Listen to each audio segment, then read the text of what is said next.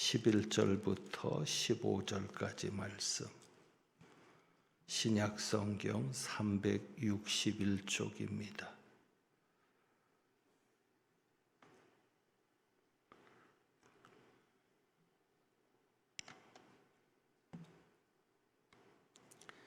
히브리서 9장 11절부터 15절까지 교독합니다. 제가 먼저 11절 봉독합니다. 그리스도께서는 장래 좋은 일에 대제사장으로 오사 손으로 짓지 아니한 것 곧 이 창조에 속하지 아니한 더 크고 온전한 장막으로 말미암아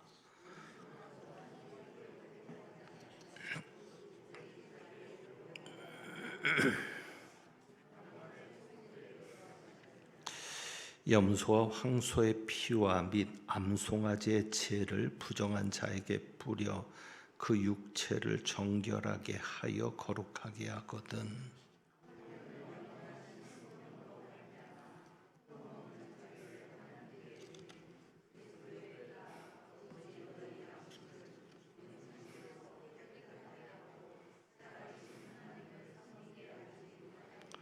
함께 봉독합니다. 이로 말미암아 그는 새 언약의 중보자시니 이는 첫 언약 때에 범한 죄에서 속량하려고 죽으사 부르심을 하여금 영원한 기업의 약속을 얻게 하려 하심이라. 아멘. 기도합니다. 감사 헌금, 건축 헌금, 주일 헌금 드린 가정들이 있습니다. 기도합니다. 하나님 아버지 감사합니다. 오늘도 주님 앞에 귀한 예물을 봉헌한 손길들이 있습니다. 넘어져도 다시 일어나기를 소망하면서 감사할 일이 없음에도 그래도 은혜 주신 것, 구원받게 하신 것에 감사하면서 자녀 삼아 주신 것에 감사하면서 드려지는 귀한 예물을 기억하여 주옵시고 건축이 온전히 봉헌되기를 소망하면서 정성을 모은 손길도 기억하여 주옵소서. 예물 드린 가정마다 하나님의 놀라운 역사와 기적을 보게 하옵시며 또 이제 우리가 말씀 듣사오니 말씀을 통해서 주님을 만나고 경험하고 우리의 믿음이 말씀 위에 굳게 서는 반석 위에 서는 믿음 되게 하옵소서. 우리 주님 예수 그리스도의 이름으로 기도합니다. 아멘.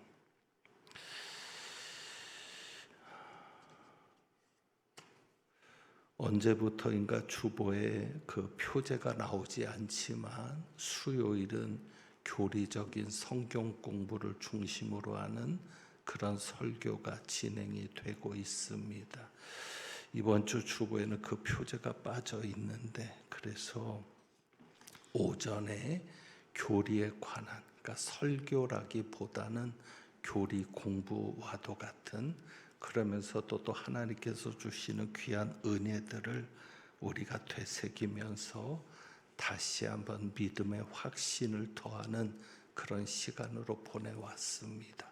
그러다가 이제 저녁 시간으로 부득이 옮겨서 낮에 오시는 분들은 직접 이 교리 공부에 함께하지 못하는 것이 좀 아쉬울 수 있는데 그래도 녹화된 영상들이 있고 또 한 가지 약속을 지키지 못한 게 원래는 실시간으로 하려고 했습니다. 그래서 인원이 작은데도 불구하고 본당에서 하는 이유는 실시간으로 가능하기 때문에 그렇게 하려고 했는데 오늘 여러 가지로 상황이 좋지 않습니다.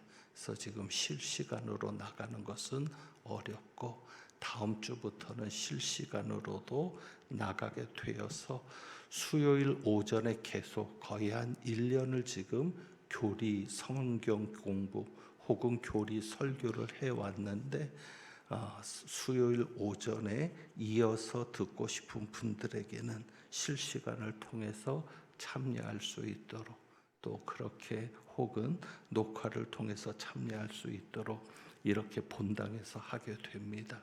굉장히 썰렁하고 휑한 느낌도 있는데 본당 규모에 비해서 인원이 적으니까, 그러나 여러분들이 그런 형편들을 좀 이해하시고 가급적 기쁨으로 함께 참여해 주시면 감사하겠습니다. 말씀드린 대로 우리가 지금까지 여러 교리를 설교하던 중에 예수 그리스도에 관한 교리, 우리가 흔히 기독론이라고 합니다. 예수 그리스도에 관한 교리를 살피게 되었습니다. 그런데 사실 이 예수 그리스도에 관한 교리는 가장 중요한 교리입니다. 우리 기독교에 있어서, 또 우리의 믿음에 있어서, 우리의 믿음과 구원에 있어서 가장 중요한 것이 예수 그리스도를 아는 겁니다. 예수 그리스도에 관해서 제대로 알아야 예수 그리스도를 알 수 있기 때문에 기독론에 대해서 굉장히 중점적으로 오랜 시간 동안을 살피고 왔습니다. 그러다 예수 그리스도에 대해서 관련해서 여러 교리들을 살피는 중에 그 모든 교리가, 지난번에 말씀드렸는데 그 모든 교리가 하나의 방향을 향하고 있음을 보게 되죠. 그러니까 예수 그리스도를 중심으로 하는 그 모든 교리는 하나의 방향을 향하고 있는데, 그것이 무엇입니까? 속죄입니다. 속죄. 우리의 죄를 속하는 것입니다. 구속하는 것. 그래서 우리가 속죄를 통해서 구원받는 것이 굉장히 중요한 것이고, 그 하나의 모든 것이 집중되어 있다고 해도 과언이 아닙니다. 그래서 제가 이전에 두 가지 질문을 드렸죠. 예수 그리스도께서 왜 이 땅에 오셔야 했는가? 동정녀 탄생까지도 언급하면서 쭉 우리가 살펴왔던 그 내용들 중에 그것을 간단하게 질문한다면, 왜 예수께서 이 땅에 오셔야 했는가? 그리고 또 이런 질문이었죠. 왜 예수께서 십자가를 지셔야 했는가? 결국 그 대답은 하나였던 것이죠. 우리의 속죄를 위해서라는 사실입니다. 우리의 죄 문제를 해결하기 위해서 예수님이 이 땅에 오셔야 했고, 그 예수님이 이 땅에 오셔서 십자가에 달려 죽으셔야 했다는 사실입니다. 그래서 이제 그 속죄의 중요성을 생각하면서, 그렇다면 예수님께서 우리의 죄 문제를 어떻게 해결하셨는가? 단순히 우리의 죄를 해결하기 위해서 오셨다, 우리 죄를 위해서 십자가를 지셨다, 이렇게만 우리가 이해하고 넘어갈 게 아니라, 그렇다면 어떤 방법으로 어떻게 우리의 죄 문제를 해결하셨는가? 그 내용을 살피는 겁니다. 바로 그 내용을 살피는 게 무엇이죠? 대속입니다. 대속. 제가 지난번 주일에도 언급한 그것, 대속. 그래서 성경의 가르침은 속죄에서 가장 중요한 요소를 대속이라고 말하고 있습니다. 대속. 그래서 신약 성경에는 대속물이라는 표현도 나옵니다. 예수께서 우리의 무엇이 되셨습니까? 대속물이 되셨다는 사실입니다. 그러니까 간단하게 정리하면 그렇습니다. 예수님께서 우리의 대리인이 되셨습니다. 예수 그리스도께서 우리의 대리인이 되셨습니다. 어떤 대리인이요? 율법을 어긴 것에 대해서 형벌을 받는 대리인이죠. 사도 바울이 말하는 대로 죄의 삭은 무엇이다? 사망이다. 그러니까 죄를 지은, 율법을 어긴 우리는, 율법의 의로는 죽을 수밖에 없는 우리라는 것이죠. 그런 우리를 대신해서 누가? 예수 그리스도께서 사망의 형벌을 받으신 것이 무엇이라는 것입니까? 대속. 그래서 기독교는 무조건적인 용서가 아닙니다. 하나님은 사랑이시니까 그냥 무조건 용서하시는 게 아니라 하나님은 사랑이시면서 지난 주일에도 언급한 하나님은 어떤 하나님? 의의 하나님. 그 의의 하나님과 사랑의 하나님이 만나는 그 접점에 무엇이 있는 거예요? 대속이 있는 거예요. 그러니까 의의 하나님은 죄에 대해서 반드시 심판하셔야 합니다. 죄에 대해서 반드시 형벌하셔야 합니다. 그래서 그 형벌을 위해서 어떻게 하신 거예요? 우리를 대신해서 형벌을 받으신 분이 있다는 겁니다. 그분이 누굽니까? 예수 그리스도. 그러니까 하나님의 사랑은 우리를 용서하시는 데서 나타납니다. 그런데 우리를 용서하시는데 무조건 용서하시는 게 아니라 너는 이제부터 죄인이 아니야, 그렇게 그냥 선언하시는 게 아니라 우리를 대신해서 죄의 형벌을 받을 대리자를 세우시고, 그래서 죄에 대한 형벌이 무시되어서는 안 되는 거예요. 그 대리자를 세우시고 그 대리자가 우리 대신 그 죄를 뒤집어 쓰고 혹은 그 죄를 지고 죽으셔서 우리에게는 그 모든 죄에 대한 용서가 이루어진 것입니다. 바로 이것이 대속인 거죠. 그러니까 여러분이 그 사실을 잊으시면 안 되죠. 자, 그래서 오늘 본문에 분명히 나타나는 게 그겁니다. 그러니까 이 신약의 이런 특히 히브리서 내용을 보면 기가 막힌 게 뭐냐면 예수님의 그 사역.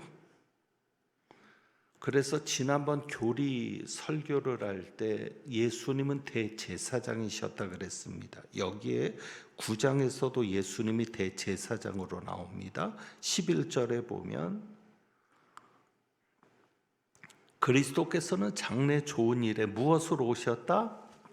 대제사장으로 오셨다. 대제사장이 하는 가장 중요한 일이 뭐냐면 속죄입니다. 속죄. 아론의 제사장들도 마찬가지였어요. 자, 우리 예수님은 대제사장이시면서 또 어떤 분이셨다? 대제사장이면서 친히 무엇이 되셨다? 제물이 되셨다. 그게 굉장히 중요한 관점이었어요. 지난번에 말씀드린 대로. 자, 여기에서 예수님께서 그렇게 대제사장으로 오셔서 사역을 하시고 예수님이 제물이 되신 그 모든 것이 구약의 제사와 전적으로 일치되는 겁니다.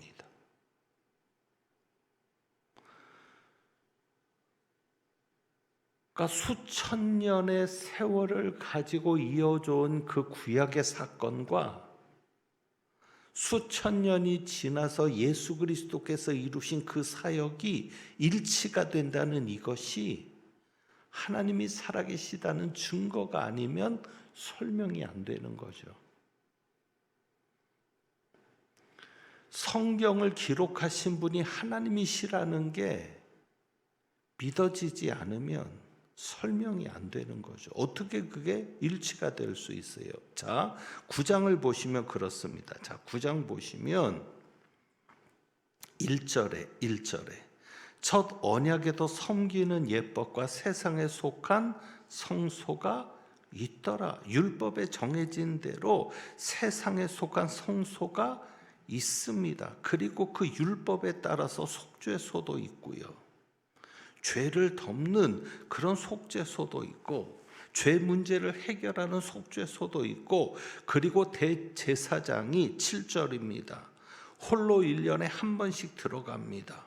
그래서 자기와 백성의 허물을 위하여 드리는 그 제사, 죄를 위한 제사를 드리는데 그 제사는 무엇이 없이는 안 드린다? 피 없이는 안 드린다. 그리고 그리고 이 구약의 그 제사와 전적으로 일치되는 것이 뭐냐면 예수 그리스도의 사역인데 바로 11절이죠. 그래서 첫 언약에는 세상에 속한 성소가 있었다면 11절에 보면 예수 그리스도께서 제사장으로 오실 때는 무엇이 있습니까? 손으로 짓지 아니한 성소. 구약에 만든 그 성소는 사람들이 손으로 지은 거예요. 성막. 그런데 11절에 와서 그리스도께서 오셨을 때 성소는 손으로 짓지 아니한, 창조에 속하지 아니한 어떤 장막이에요? 더 크고 온전한 장막. 그러니까 구약의 것은 그림자인 거예요. 구약의 모든 제사나 구약의 성막이나 대제사장들이나 그것은 그림자입니다. 실체가 있음을 보여주는 그림자. 그 실체는 뭐예요? 예수 그리스도. 예수 그리스도께서 대제사장이신데 거기에도 성막이 있는 거예요. 그 성막은 어느 성막? 하늘에 있는 더 크고 온전한 장막. 그리고 구약이 그림자라 그랬죠. 구약에 피가 있습니다. 그런데 신약에 와서 온전해진 그 제사에서는 누구의 피가?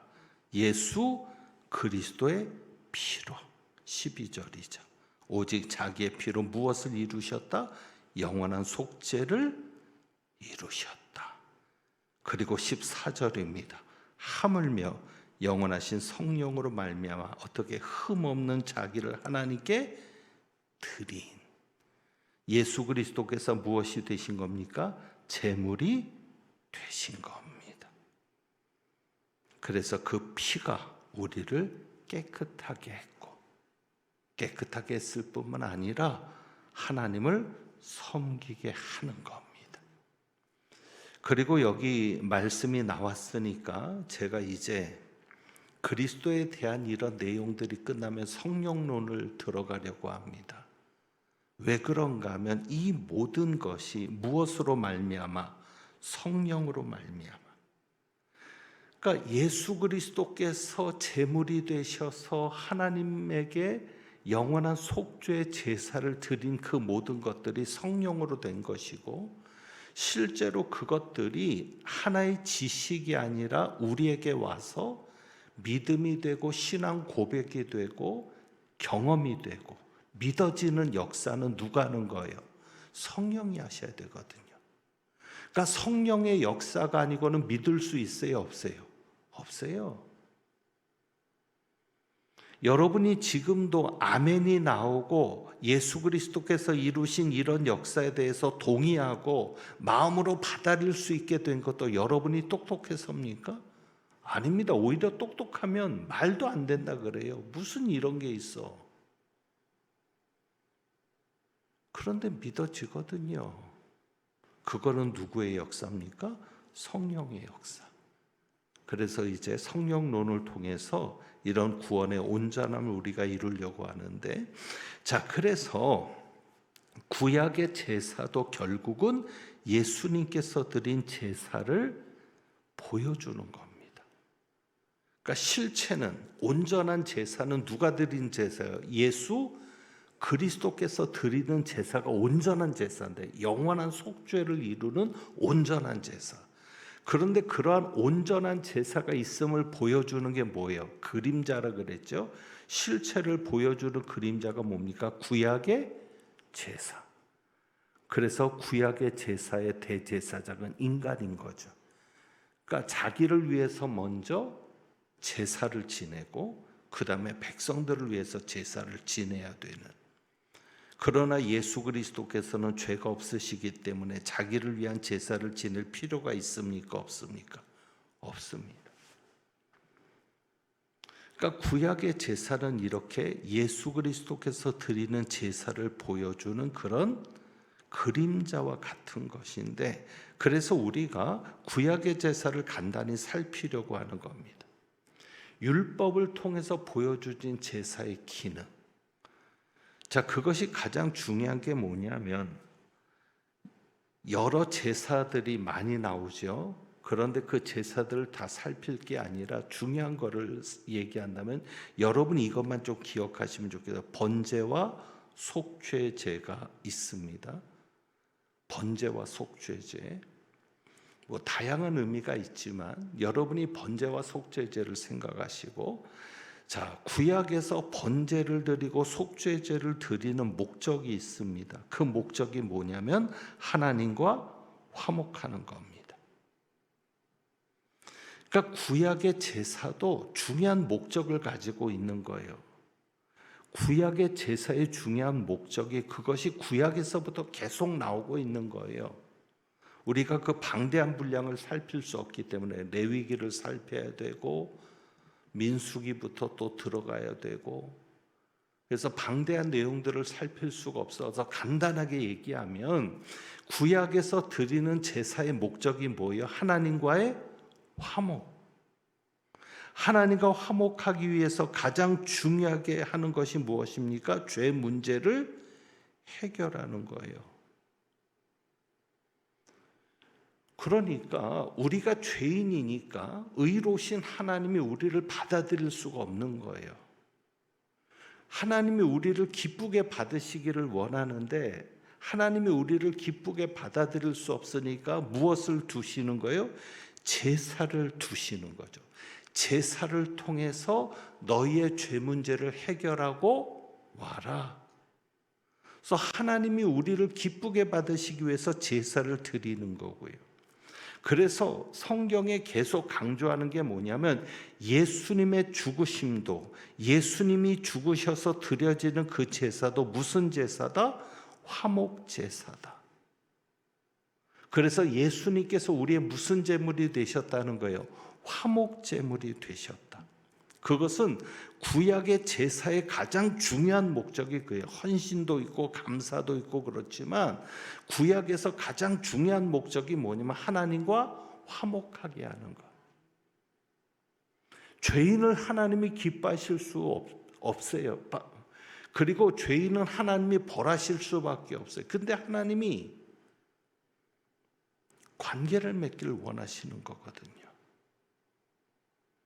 그래서 하나님이 기뻐하게 받아들일 수 있도록 제사를 드리는데, 그래서 그 화목 제사를 통해서 하나님께서 우리의 죄를 씻으시는 거죠.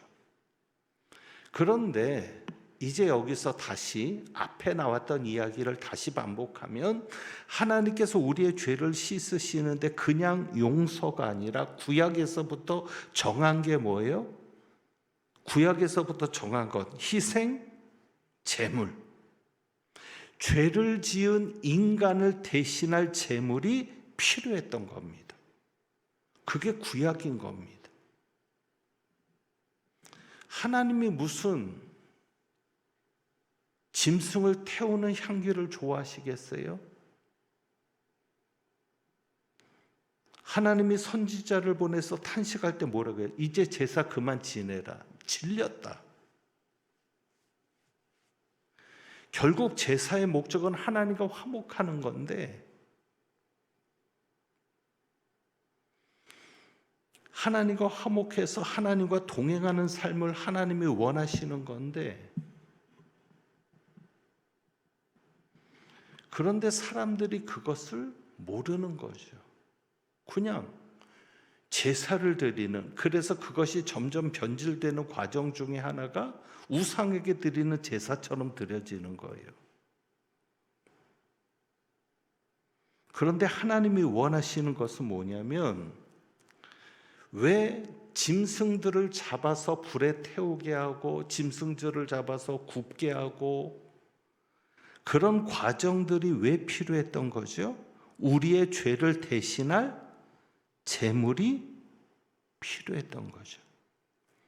그러니까 결국 하나님은 우리의 죄를 해결하기 위해서 제물을 요구했던 건데, 그것이 이스라엘 백성들이 제사를 변질시키고 제물을 변질시키고 결국은 하나님을 모르는 거죠. 하나님을 알았다면 그렇게 하지 않았을 텐데. 그래서 호세아 선지자도 여호와를 알라고 그렇게 외치는 게 뭐냐면 하나님을 모르니까 왜 제물을 잡아야 되는지, 왜 제사를 드려야 되는지. 그러니까 우리가 분명하게 구약의 제사들을 통해서 보아야 될 것은 뭐냐면 죄물이 죄인의 형벌을 담당했다. 그래서 그 인간의 죄가 어디에서 처리가 되었다는 거예요? 제물 안에서 처리가 되는 거예요. 그리고 단순히 제물을 바치는 게 아니라 피를 바치게 합니다. 구약의 제사는. 왜요? 피는 무엇이니까? 생명이니까. 그래서 9장 22절 볼까요? 9장 22절.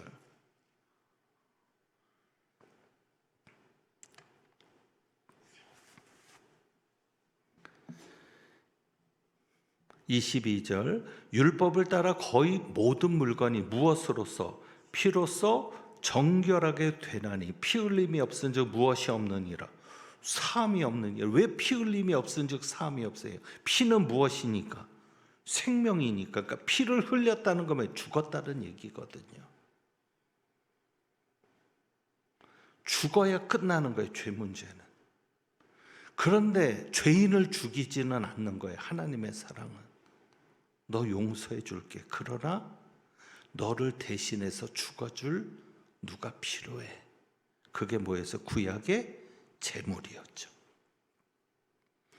그래서 그 제물 속에 사람의 죄가 옮겨가는 겁니다. 아사셀, 염소도 있고요. 대제사장이 제물에 손을 얹어서 기도하죠.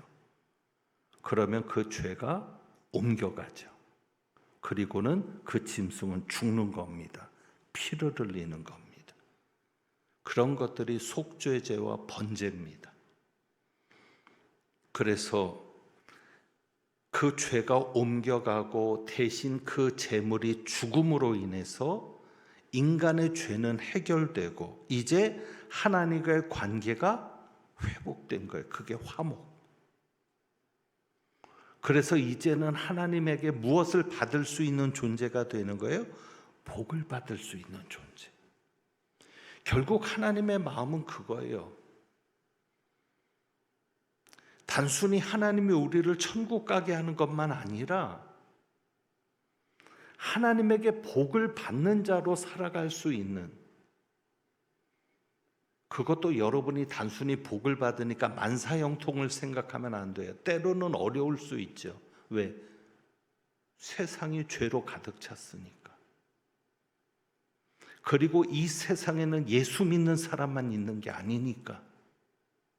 그리고 이 세상에는 아직 누가 역사하니까? 마귀가 역사하니까.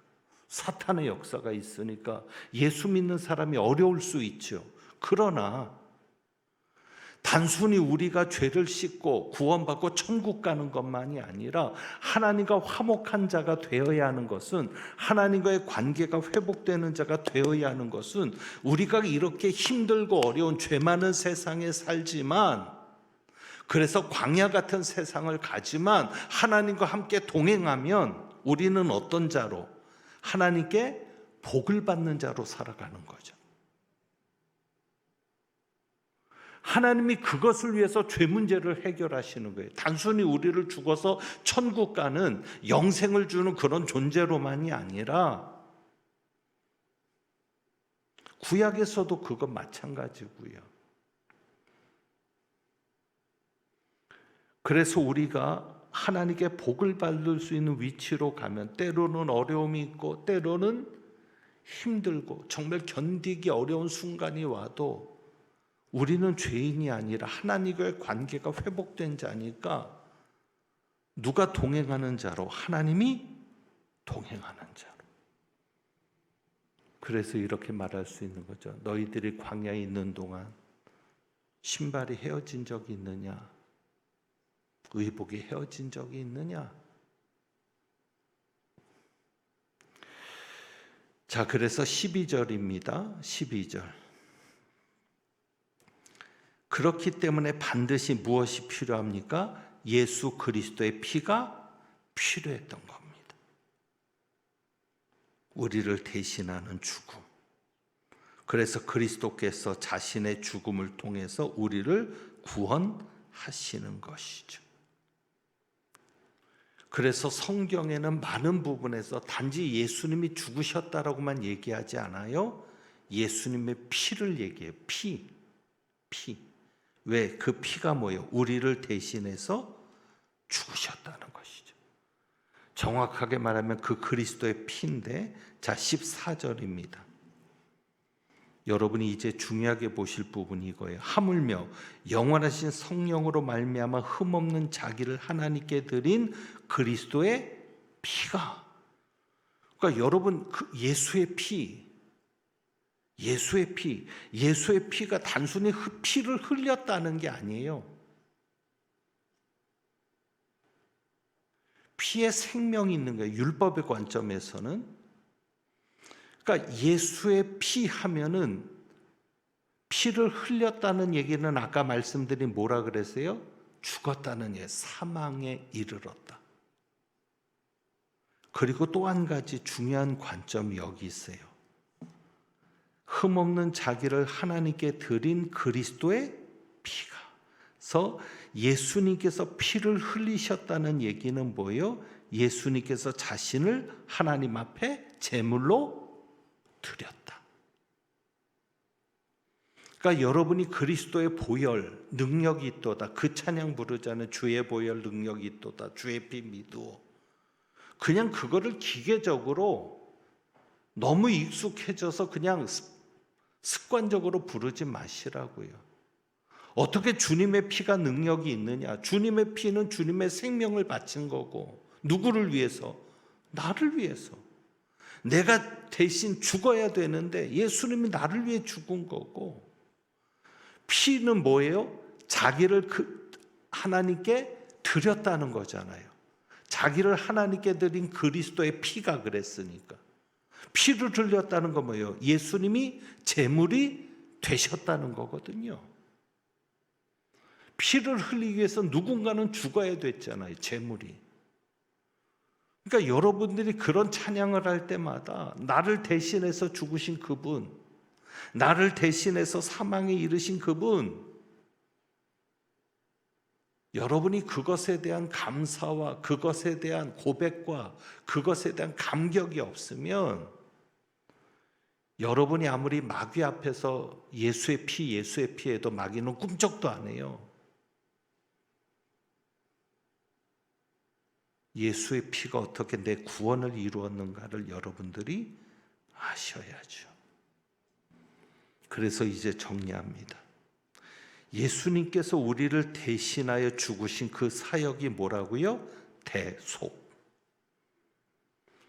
그러니까 오늘 교리 공부의 주제가 대속인데, 그 대속이 뭡니까?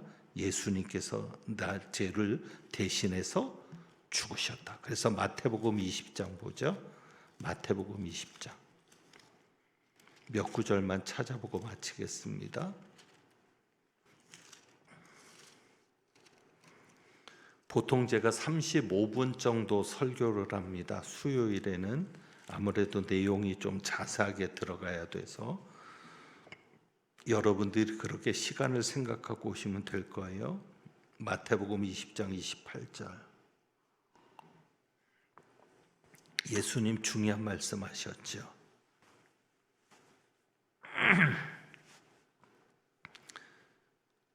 그냥 시간이 없으니까 핵심만 말씀드립니다. 같이 봅니다. 인자가 온 것은 섬김을 받으려 함이 아니라 도리어 섬기려 하고 자기 목숨을 많은 사람의 대속물로 주려 함이니라. 그래서 대속이라는 게 왜 중요하냐?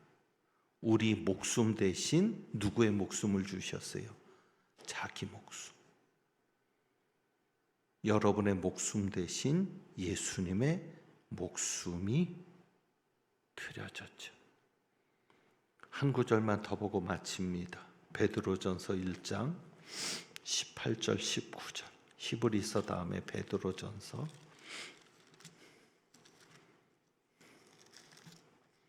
히브리서 뒤에 야고보, 베드로전서 1장. 8절과 19절. 너희가 알거니와 너희 조상이 물려준 헛된 행실에서 무엇을 받은 것은 대속함을 받은 것. 은이나 금같이 없어질 것으로 된 것이 아니요. 무엇으로? 오직 흠없고 점없는 어린 양 같은 그리스도의 보배로운 피로 된 것이니라. 리뎀션, 영어로는 우리나라 말로 구속이라고 하는데 그것도 마찬가지예요. 값을 지불했다는 거죠. 누군가 대신 값을 지불하는 겁니다. 그래서 예수님께서 우리 죄신 그 값을 지불하신 겁니다. 이제 정리합니다. 구약에서도 제사장이 짐승의 머리 안수를 합니다. 그래서 전가를 시키는 겁니다. 그래서 이사야 53장에도 예수님께서 우리의 죄를 담당하신 겁니다. 세상 죄를 지고 가는 하나님의 어린 양이라고 요한이 말을 하죠. 세상 죄를 졌다는 거예요. 하나님께서 우리의 죄를 누구에게? 예수님에게 담당시키신 거예요. 그분은 흠없고 거룩한 분인데, 그래서 죄를 담당하실 뿐 아니라 대신 형벌을 받으신 겁니다. 그래서 우리가 죽어야 되는데 예수님께서 대신 죽으신 겁니다. 그것은 화목제였죠. 화목제물. 하나님과 우리를 화목하게 하는 그리스도의 죽으심이었습니다. 그래서 우리가 하나님과의 관계가 회복이 되었습니다. 그런데 하나님께서는 놀랍게 단순히 관계를 회복시키는 것뿐만 아니라 우리를 어떻게 삼아 주셨어요? 하나님의 자녀로. 그래서 우리는 복을 받는 자가 되었는데, 어떤 복이요? 하나님에게 받는 복은 아버지가 자녀에게 주는 복처럼.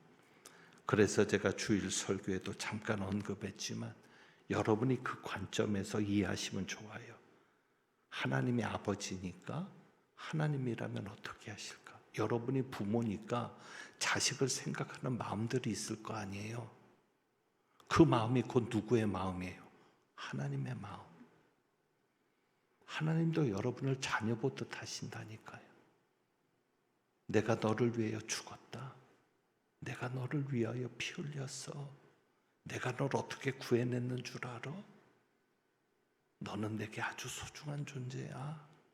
내 목숨과도 바꾸고 싶었던, 여러분이 자식을 위해서 대신 죽고 싶어 하잖아요. 하물며 하나님은 그 이상의 마음 아니겠어요? 그런 마음으로 여러분을 위해서 구원을 이루어 주셨으니까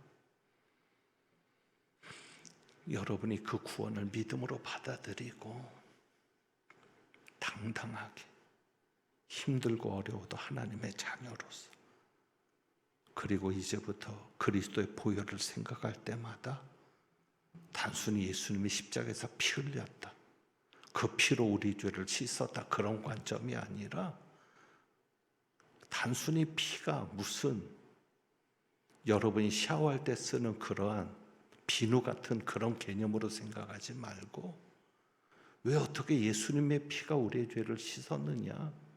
그 피가 뭐라 그랬어요? 죽음. 하나님께 드려지는 제물. 그러니까 예수님은 우리의 죄를 씻기 위해서 피를 흘리셨는데 죽으셨다는 얘기예요. 시간 때문에 자세한 얘기 못하지만 얼마나 많은 고통과 아픔과 수치와 오죽했으면 하나님이, 예수님이 하나님 앞에 이 잔을 내게서 옮기시옵소서. 그런 고통 속에서. 그리고 그 죽음은요, 저주받는 죽음이었죠. 나의 하나님, 나의 하나님, 어찌하여 나를 버리시나이까. 하나님과 단절되는 그런 저주. 한 번도 하나님과 끊어지지 않았던 그분이 삼위일체 그분이 하나님과의 단절되는 그 저주, 그것을 누가 받아야 되는데? 우리가 받아야 되는데, 그것을 예수님이 대신 받으셨다는 것, 바로 그게 대속인 겁니다. 대신 형벌을 받으셔서 우리가 나음을 얻었고 구원을 받았고 하나님의 자녀가 되었고, 이 땅에서도 하나님께 복을 받는 자로 하나님과 동행할 수 있게 되었음을 여러분이 분명하게 확신하시고 그 믿음 가운데 승리하는 삶이 되시길 주님의 이름으로 축복합니다. 기도하겠습니다.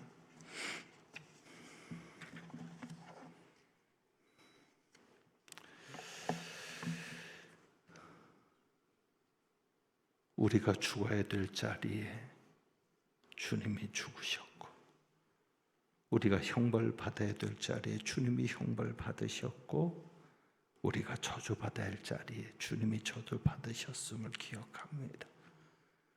그래서 우리가 나음을 얻었고 평안을 누리고 하나님과의 관계가 회복되었음을 고백합니다. 우리에게 이루어진 이 놀라운 구원의 사실에 대해서 정말 감사할 수 있게 하시고, 하나님의 자녀가 되었으니 하나님과 동행하게 하시며, 단순히 죄를 씻는 것만이 목적이 아닌 죄를 짓지 않는 삶, 예수님의 죽으심이 헛되지 않게 하는 그런 삶을 살아가는 저희들 되게 하옵소서. 우리 주님 예수 그리스도의 이름으로 기도하옵나이다. 아멘.